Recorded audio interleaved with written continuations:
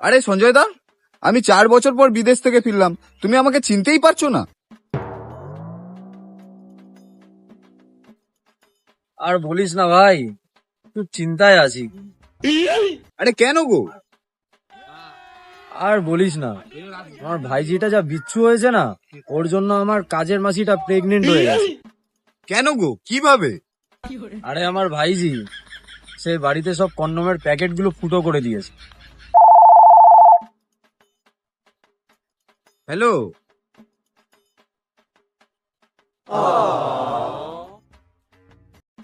আরে সঞ্জয় দা, সুখবর, আমার বউও প্রেগনেন্ট। রাজীব, পারলে আমায় ক্ষমা করে দিস।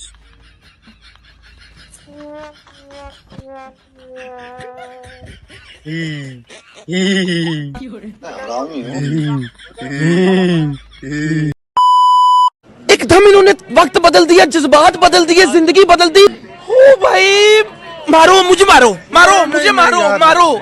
नहीं, ये मजाक हो रहा है। एक सेकंड यार, मजाक हो रहा है।